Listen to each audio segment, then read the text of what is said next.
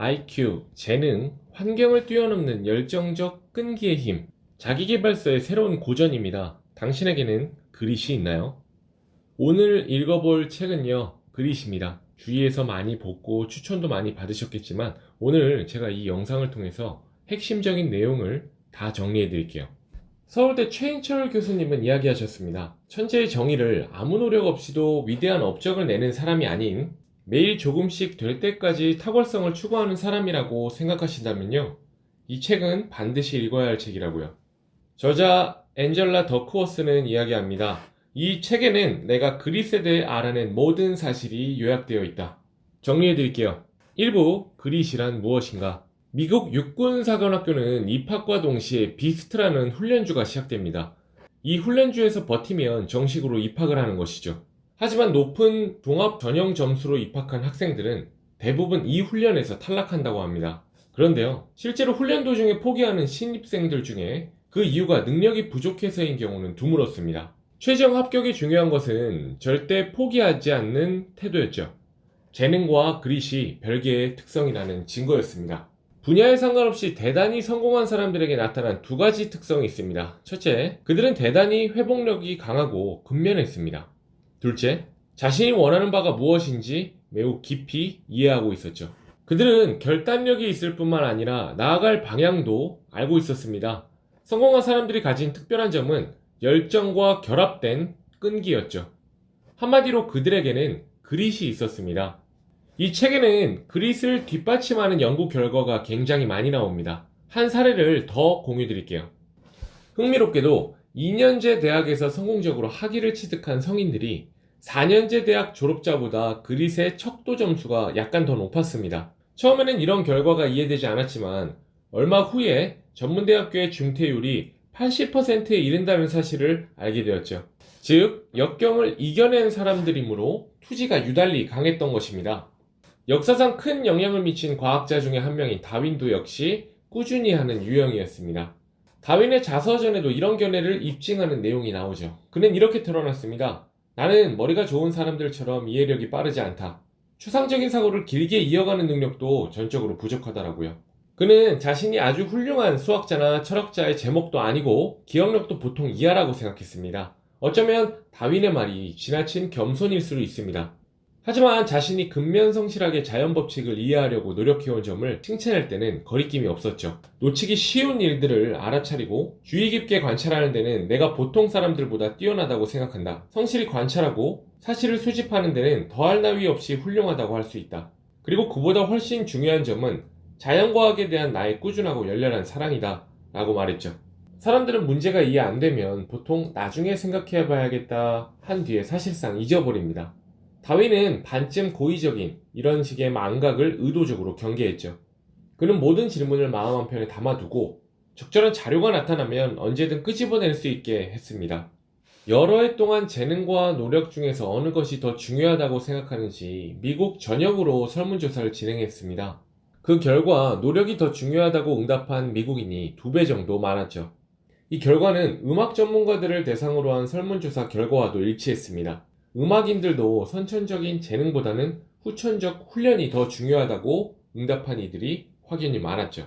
하지만 추가적으로 한 조사에서는요, 사람들은 노력보다 선천적인 재능을 더 사랑한다는 것이 발견되었습니다. 언행 불일치가 나타난 것이죠. 생각해보세요. 우리가 사업 제안을 받을 때도 근면함과 노력, 경험으로 성공했다는 노력형 기업가의 자기소개보다는 타고난 능력으로 성공했다는 재능형 기업가의 자기소개에 더 흥미를 느낄 것입니다. 사람들은 재능을 편애하는 것이죠. 하지만요, 우리는 이런 재능 신화를 버려야 합니다. 재능이 나쁜 것은 아니지만 재능에만 집착하는 자세는 해롭습니다. 이유는 간단하죠. 재능만 집중 조명함으로써 나머지를 모두 가릴 위험이 있기 때문입니다. 재능만 강조할 경우에 그에 못지않은 중요한 노력에 관심을 잃게 됩니다. 저자는 몇 년 전 승부욕이 강한 수영 선수들을 연구한 논문, 탁월성의 일상성을 읽었다고 합니다. 이 논문의 주요 결론은 제목에 압축되어 있듯이 빛나는 인간의 업적은 실은 평범해 보이는 무수한 개별 요소의 합이라는 것이었죠. 논문의 저자 사회학자 댄 챔블리스는 말했습니다. 최상급 기량은 사실 수십 개의 작은 기술 및 동작 하나하나를 배우거나 우연히 깨치고 주의 깊은 연습을 통해 습관으로 만들고 전체 동작으로 종합해서 나온 결과물이다. 부분 동작들 중에서 기범하거나 초인적인 동작은 하나도 없다. 정확하게 실행된 동작들이 합해져 탁월한 기량이 나올 뿐이다 라고요. 탁월한 기량은요, 수많은 기술이 합해져 나오고 그 하나하나의 기술은 노력으로 익힐 수 있다는 뜻입니다. 모든 완전한 것에 대해 우리는 그것이 어떻게 생겨났는지 묻지도 않는다. 니체의 말입니다. 우리는 마치 그것이 마법에 의해 땅에서 솟아난 것처럼 현재의 사실만을 즐기죠. 니체는 이어서 말합니다. 우리의 허영심과 자기애가 천재 숭배를 조장한다. 왜냐하면 천재를 마법적인 존재로 생각한다면 우리 자신과 비교하고 우리의 부족함을 느끼지 않아도 되기 때문이다. 누군가를 신적인 존재로 부르면 우리는 그와 경쟁할 필요가 없어진다. 즉, 선천적 재능으로 신화함으로써 우리는 모두 경쟁에서 면제받는 것입니다. 그리고 현재 상황에 안주하게 되죠. 그럼 탁월성의 실체를 니체는 어떻게 표현했을까요? 사고를 한 방향으로 모아 모든 것을 소재로 활용하며 자신과 타인의 내면을 부단히 관찰하여 어디에서나 본보기와 자극을 찾아내고 지칠 줄 모르고 자신의 방식으로 결합시키는 사람들이 위대한 업적을 이룬다 라고 표현했습니다. 저자는 대학원 생활 당시에 교수님께 꾸중을 듣고 나서 재능에서 성취에 이르는 과정을 설명하는 단순한 등식 2개를 완성했습니다. 재능 곱하기 노력은 기술, 기술 곱하기 노력은 성취다. 재능은요, 노력을 기울일 때 기술이 향상되는 속도를 의미합니다. 성취는 습득한 기술을 사용했을 때의 결과물을 의미합니다. 아까 말씀드린 걸 다시 한번 반복하면요, 재능에 노력이 곱해지면 기술이 만들어지고 기술에 노력이 곱해지면 성취가 만들어진다는 것입니다.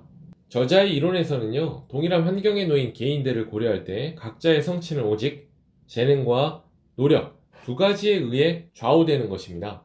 물론 기술이 향상되는 속도인 재능도 매우 중요하지만 노력은요, 위의 등식에서 한 번만 등장하는 게 아니라 2번 등장합니다. 노력을 통해 기술이 생기는 것이죠. 동시에 노력은 기술을 생산적으로 만들어줍니다. 저자는 처음에 러닝머신에서 버틴 시간, 즉 힘들지만 노력을 계속하는 것이 그릿을 보여준다고 생각했습니다. 하지만 다음날 다시 찾아와서 러닝머신에 올라가는 행동이야말로 확실히 그릿을 보여주는 것이었죠. 다작 작가이자 감독인 우디 앨런은요, 과거의 젊은 예술가들에게 조언을 해달라고 하자 이렇게 대답했습니다. 내가 지켜보니까 작가가 꿈이라고 말하지만 첫 단계에서 실패하고 실제로는 희곡 한 편, 책 한 권 쓰지 못하는 사람들이 대다수입니다. 이에 비해 일단 희곡이나 소설 한 편을 실제로 완성한 사람은 뒤이어 연극으로 상연하거나 책으로 출간하더라고요.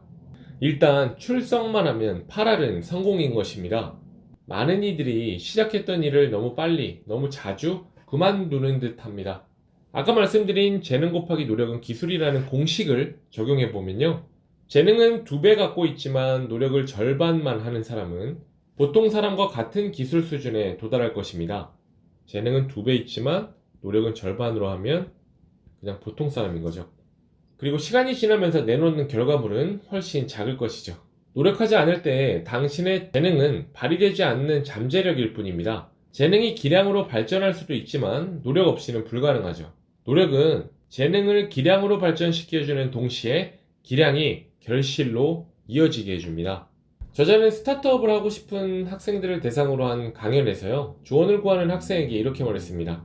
저자가 말합니다. 그러니까 1에서 2년 동안 똑같은 에너지로 그 사업을 추진한 후에 내게 이메일을 보내줘요. 학생이 말합니다. 글쎄요, 몇 년씩 같은 사업을 하지는 않을 것 같은데요. 저자가 말합니다. 반드시 한 회사를 계속 운영해야 하는 것은 아니에요. 하지만 이 분야에서 저 분야로, 이 기술에서 저 기술로 옮겨 다닌다면 그것은 그릿이 있는 사람의 행동은 아니죠. 단지 열심히 한다고 그릿이 있다고 하지는 않아요. 그것은 그릿의 일부분일 뿐이죠. 탁월성에 도달하는 데 지름길은 없습니다. 진정한 전문 기술을 개발하고 대단히 어려운 문제를 이해하기까지는 시간이 걸리죠. 대다수의 사람들이 생각하는 그 이상의 시간이 걸려요. 그런 다음에 그 기술을 적용해서 사람들에게 가치 있는 재화와 용역을 생산해내야 해요. 로마는 하루아침에 이루어지지 않았죠. 그래서 우리는 계속 고수할 용의가 있는, 즉 사랑으로 지속할 수 있는 일에 노력을 기울여야 하는 것입니다.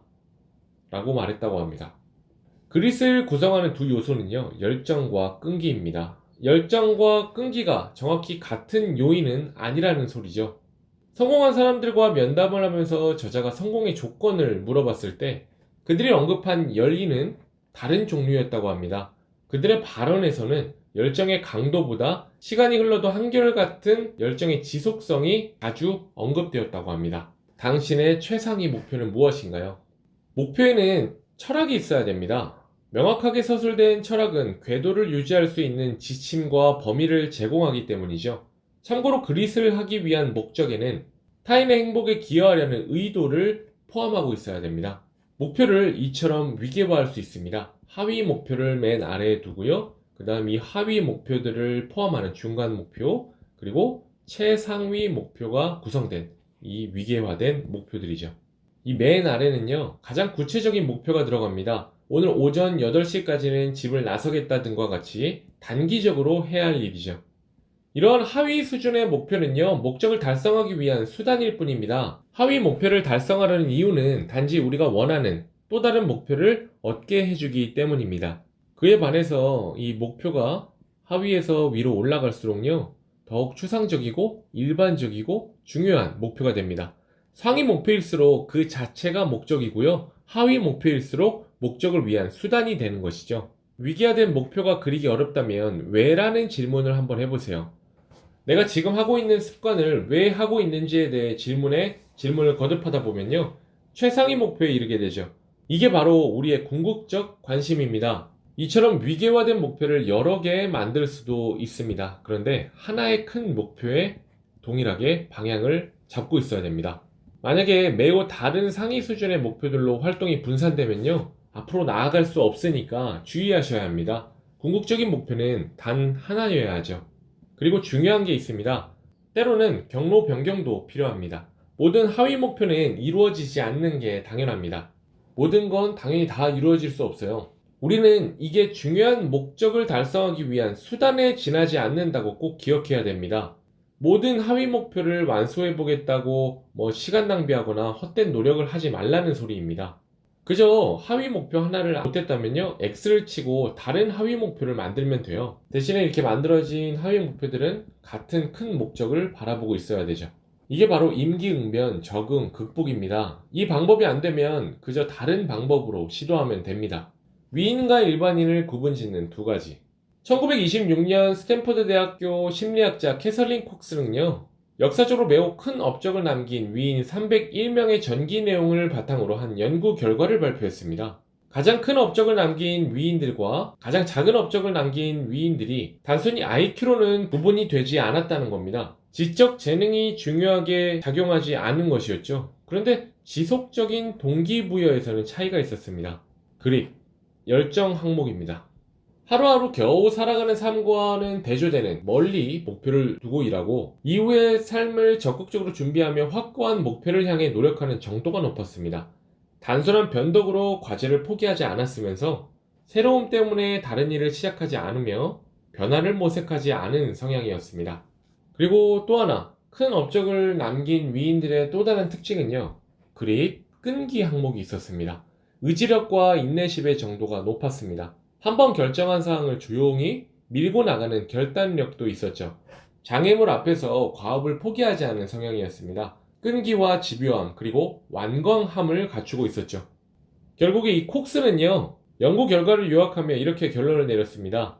지능이 최상위권은 아니지만 상위권에 속하면서 끈기가 유달리 강한 이들이 지능이 최상위권이면서 끈기가 다소 부족한 이들보다 크게 성공할 것이다 라고요. 나이가 들수록 그릿이 성장합니다. 사실 그럴 수밖에 없어요. 성숙의 원리는 이렇게 요약될 수 있습니다. 시간이 흐르면서 우리는 잊을 수 없는 인생의 교훈을 얻고요, 점점 증가하는 상황의 요구에 맞춰 적응합니다. 그리고 점차 새로운 사고방식과 행동이 습관이 되죠. 급기야 이전에 미성숙했던 자신을 기억도 할 수 없는 날이 옵니다. 우리는 적응하고 그렇게 적응한 행동들이 반복되어 마침내 스스로를 규정하는 정체성으로 발전한 것이죠. 우리가 성장해온 시대 문화에 의해 그릿이 결정되고요, 나이가 들수록 그릿이 강해지는 이유입니다. 우리는 그릿을 어떻게 기를 수 있을까요? 네 가지 방법이 있습니다. 첫째는 관심입니다. 열정은요, 당신이 하는 일을 진정으로 즐기는 데서 시작됩니다. 일의 매력을 느끼고 아이 같은 호기심을 내비치며 나는 이 일을 사랑해 라고 온몸으로 외치는 것이죠. 둘째는 연습입니다. 이는 어제보다 잘하기 위해서 매일 단련하는 종류의 끈기를 말합니다. 특정한 영역에 관심을 느끼고 발전시킨 다음에는 온 마음을 다해 집중하고 난간을 극복하며 기술을 연습하고 숙달시켜야 하는 것이죠. 하루에 몇 시간씩 몇 주, 몇 개월, 몇 년 동안 자신의 약점을 집중적으로 반복 연습해야 됩니다. 셋째는 목적입니다. 자신의 일이 중요하다는 확신이 열정을 무르익게 하죠. 목적 없는 관심을 평생 유지하기란 거의 불가능한 일입니다. 마지막 그릿을 기를 수 있는 넷째는 희망입니다. 희망은 위기에 대처하게 해주는 끈기를 말합니다. 상황이 어려울 때나 의심이 들 때도 계속 앞으로 나가는 법을 배우려면 맨 처음부터 끝까지 희망을 유지하는 일이 더없이 중요합니다. 2부입니다. 포기하지 않는 나는 어떻게 만들어지는가? 일단 관심사를 분명히 해야 합니다. 사람들은 개인적인 관심과 일치하는 일을 할 때에 직업에 훨씬 만족감을 느끼고 흥미로운 일을 할 때 높은 성과를 올리거든요. 그러므로 당신의 흥미와 상상력을 사로잡은 일과 직업을 일치시키려는 것은 바람직한 생각입니다. 일을 찾기 위해서는 시간이 걸릴 수도 있습니다. 졸업식 축사 연사들은 자기 일이 다른 일을 한다는 것은 상상할 수도 없는 천직이라고 말하겠지만 그들에게도 그 이전에 고민했던 시간이 있었습니다. 열정은요, 개시처럼 오지 않습니다. 열정이 개시처럼 단번에 찾아오지 않는다는 점이 짜증날 수도 있습니다. 하지만 현실적으로 초반의 관심은 사그러지기 쉽고 모호하기 때문에요. 몇 년 동안 힘껏 기르며 다듬을 필요가 있는 것입니다. 적극적으로 개발할 필요가 있는 것이죠.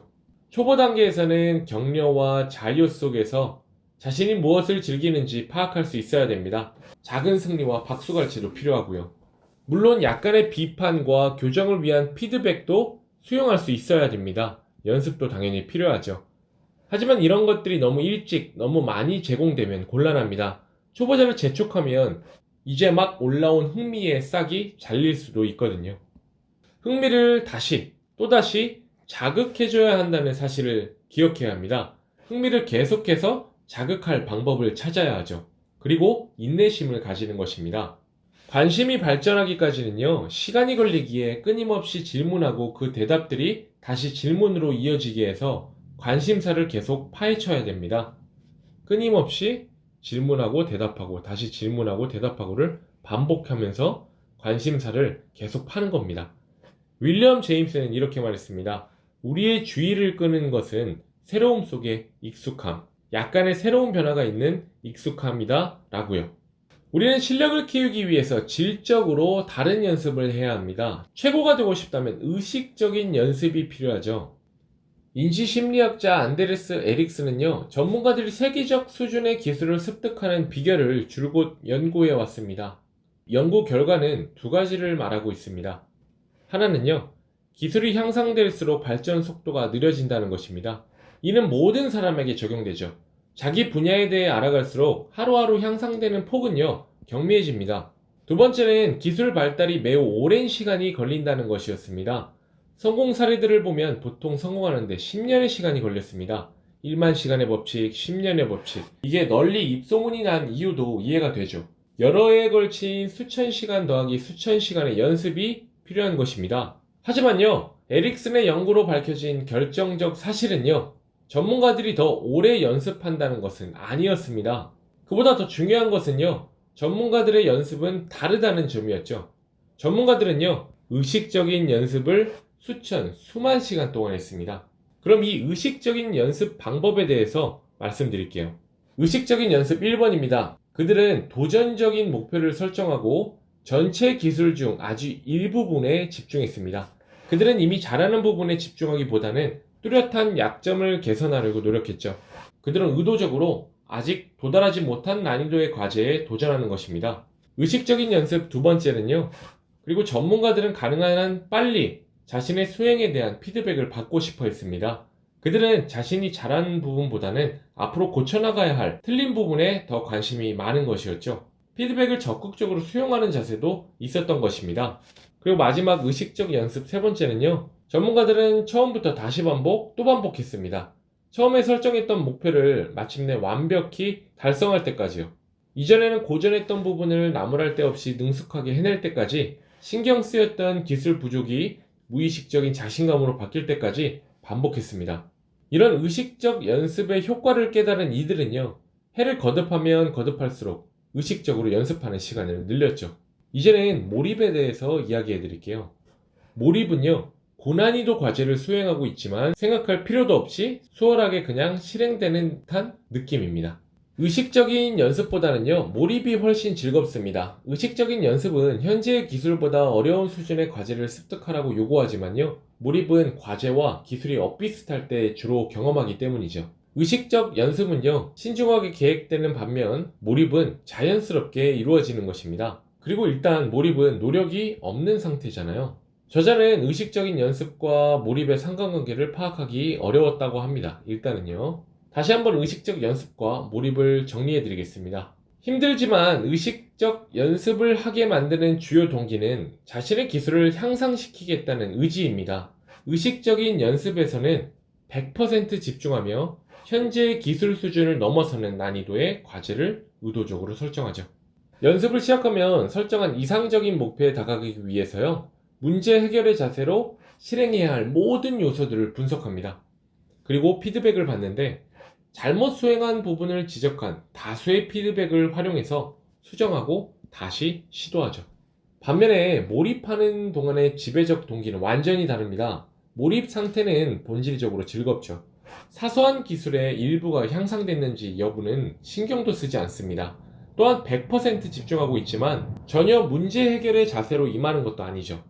무엇을 하고 있는지 분석하지도 않고 그냥 하는 것입니다. 몰입 상태에서는 힘을 들이지 않는 것처럼 느껴집니다. 다시 말해서 의식적 연습은요, 준비 과정에서 필요하고 몰입은요, 실제 수행 중에 필요한 것입니다. 도전 과제를 능가하는 기술 수준에 도달하겠다는 목표를 수년간 연습한 결과가 실전에서 이를 달성하는 몰입의 순간으로 이어진다는 견해는 세계 정상급 선수들이 너무나도 수월하게 기량을 발휘하는 것처럼 보이는 이유를 설명해 줍니다. 저자는 말합니다. 지금으로서는 의식적 연습에서 노력이 필요 없는 몰입을 경험할 수 있는지 단언할 만큼 연구가 축적되진 않았다. 추측하건대 의식적 연습도 매우 만족스러울 수 있지만 그것은 몰입이 주는 만족감과는 다르다. 즉, 다른 종류의 긍정적인 경험이라고 본다. 하나는 발전하고 있다는 흥분이고 다른 하나는 최상의 기량을 발휘해냈다는 황홀감이다 라고요. 즉, 의식적 연습은 발전하고 있다는 흥분을 느끼게 하고요, 몰입은 최상의 기량을 발휘했다는 황홀감에 빠지게 하죠. 이제는요, 이 의식적 연습을 100% 활용하는 법에 대해서 정리해 드리겠습니다. 1번, 과학적 원리를 이해해야 합니다. 의식적인 연습의 기본 요건들에는 특별한 것이 없죠. 명료하게 진술된 도전 목표, 그리고 완벽한 집중과 노력, 즉각적이고 유용한 피드백, 반성과 개선을 동반한 반복입니다. 이 네 가지를 갖춘 연습을 하면 됩니다. 그리고 두 번째는요, 연습을 습관화해야 합니다. 가장 편안하게 의식적인 연습을 할 수 있는 시간과 장소를 파악하고요, 매일 그 시간, 그 장소에서 연습하는 것이죠. 어려운 일을 할 때는 그냥 일과로 만들어버리는 게 뜻밖의 비법이 될 수도 있습니다. 3번은 연습을 경험하는 방식을 바꿔야 합니다. 영유아처럼 실수에 개의치 않고 배움에만 몰두하는 것입니다.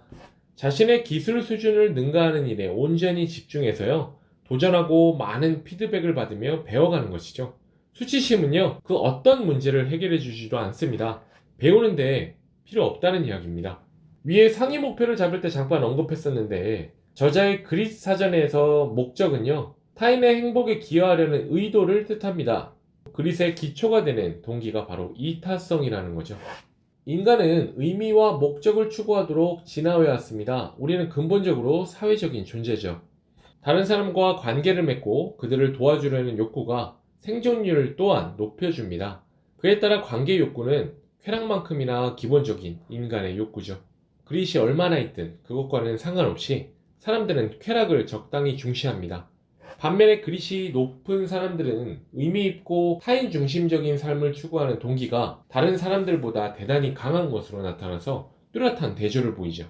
긍정적이고 이타적인 목적은요, 그릿의 절대적 필요 조건은 아니지만 저자가 수집한 설문조사 자료와 그릿의 전형들이 직접 말해준 내용들을 보면요, 장기간 열정을 유지하기 위해서는 관심도 매우 중요하지만 타인과 관계를 맺고 그들을 돕고 싶은 욕구 또한 대단히 중요하다는 것입니다. 이어서 말씀드릴게요. 생업, 직업, 천직에 대해서 들어보셨나요? 생업은요, 내 직장은 숨을 쉬거나 잠을 자는 것처럼 인생에서 불가피한 일이라고 생각하는 것입니다. 직업은요, 지금 직장은 기본적으로 다른 직장을 가기 위한 징검다리라고 생각하는 것이죠. 천직은요, 내 일은 인생에서 매우 중요한 것 중 하나라고 생각하는 것입니다. 당연히 자기 일을 천직이라고 생각하는 사람들이 생업이나 직업으로 생각하는 사람들보다 투지가 강했죠. 자신의 일을 천직이라고 생각하는 행운아들은 내 일이 세상을 더 나은 곳으로 만들어준다고 단언합니다. 그리고 그들은 자기 직업과 전반적인 삶에 대한 만족도가 가장 높았습니다. 생업인 일과 직업이나 천직인 일이 따로 있는 것도 아닙니다. 그보다는 일을 하는 당사자가 어떻게 생각하느냐에 따라 달려 있습니다. 자신보다 큰 목적과 연관되는 일로 보는지와 같이 본인의 믿음이 중요하다는 것입니다. 천직은요, 어느 날 갑자기 찾아오지 않습니다. 천직은 찾아내기만 하면 되는 완성품도 아니죠. 개인적 관심과 타인 중심의 목적이 통합된 뒤에야 천직임을 느낄 수 있는 것입니다. 스스로에게 희망을 가르치는 법. 능력에 대한 고정형 사고방식은요, 역경의 순간 비관적 해석을 낳고 이는 아예 도전 상황을 회피하거나 포기하는 행동으로 이어집니다. 그와 반대로 성장형 사고방식은요, 역경에 대한 낙관적 해석을 낳고요, 이는 다시 끈기 있게 새로운 도전을 추구하는 행동으로 이어져 결국 더 강한 사람으로 만들어주죠. 스스로에게 희망을 가르치려면요, 단계마다 이를 신장시킬 방법은 무엇인가 라고 스스로 자문해야 됩니다. 그러기 위해서는요, 우선 지능과 재능에 대한 자신의 신념을 새롭게 해야 되죠. 뇌는요, 근육처럼 사용할수록 강해집니다. 일생의 어느 시기에도 내가 완전히 고정 상태인 때는 없는 거죠. 새로운 뉴런끼리 연결되고 기존의 뉴런 간 연결이 강화될 가능성은 평생 존재합니다. 게다가 뉴런을 보호하고 뉴런 간 신호 전달 속도를 높여주는 일종의 전연체인, 미엘린을 생성하는 능력도 성인기 내내 유지되죠. 뇌는 계속 발전된다는 소리입니다. 3부, 내면이 강한 아이는 어떻게 길러지는가? 현명한 양육 방식에는요, 적절한 요구와 지지가 필요합니다. 지지는 두 가지로 나뉩니다. 온정과 존중이죠. 이와 관련된 문항을 공유 드릴게요. 심리학자이자 육아 전문가인 낸시 달링이 개발한 양육 방식 평가를 활용한 문항입니다. 이 3부는 이 문항들 공유하고 넘어가도록 하겠습니다. 먼저 온정에 대한 지지에 관련된 문항입니다. 내게 문제가 생긴다면 부모님의 도움을 기대할 수 있는가? 부모님은 시간을 내서 나와 대화한다. 부모님과 나는 즐거운 활동을 함께한다. 부모님은 내가 고민을 의논하는 것을 좋아한다. 부모님은 내게 잘했다는 칭찬을 잘해준다. 이게 모두 yes가 나와야 온정에 대한 지지가 확고하다는 뜻입니다. 다음은 이제 존중에 대한 지지에 관련된 문항입니다. 부모님은 나도 나만의 관심을 가질 권리가 있다고 믿는다. 부모님은 당신들의 생각이 늘 옳지 않기에 이의를 제기해도 된다고 생각한다. 부모님은 내 사생활을 존중해준다. 부모님은 내게 많은 자유를 준다. 내가 무엇을 할 수 있는지 부모님이 주로 결정하지 않는다. 다음은 요구에 관련된 문항입니다. 부모님은 내가 가족의 규칙을 반드시 따르기를 기대하지 않는다. 부모님은 내가 하고 싶은 대로 하도록 내버려둔다. 부모님은 내가 더 잘할 수 있는 방법들을 알려준다. 부모님은 내가 잘못한 일이 있을 때 벌보다는 피드백을 준다. 부모님은 힘든 일이라고 해도 내가 최선을 다하기를 기대한다. 이렇게 3부를 정리해드리겠습니다. 저자는 마지막으로 말합니다. 천재가 아닌 모든 이들에게 여러분도 그릿을 기를 수 있다는 것입니다. 여기에는 두 가지 방법이 있죠. 두 가지 방법. 첫 번째는 먼저 여러분 스스로 안에서 밖으로 그릿을 키워나갈 수 있습니다.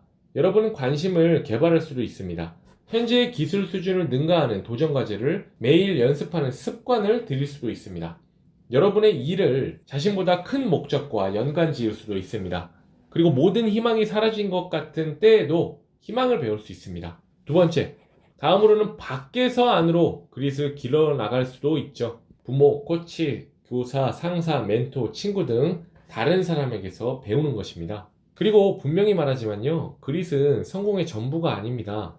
개인이 성장하고 발전하기 위해 필요한 것들은 많거든요. 그릿이란 한 번에 한 걸음씩 계속 나아가는 것입니다. 흥미롭고 목적이 뚜렷한 목표를 굳건히 지키는 것이죠. 매일 몇 주씩 몇 회씩 도전적으로 연습하는 것입니다. 7번 넘어지면 8번 일어나는 것이죠. 천재란 노력하지 않고도 위대한 업적을 달성할 수 있는 사람이라고 정의한다면요, 우린 천재가 아닙니다. 하지만 천재를 자신의 모든 것을 바쳐 부단히 탁월성을 추구하는 사람으로 정의한다면 그릿이 있는 우리는 천재입니다. 이렇게 정리하고 있습니다. 긴 영상 봐주셔서 감사합니다. 이상으로 그릿에 대한 정리를 마치겠습니다.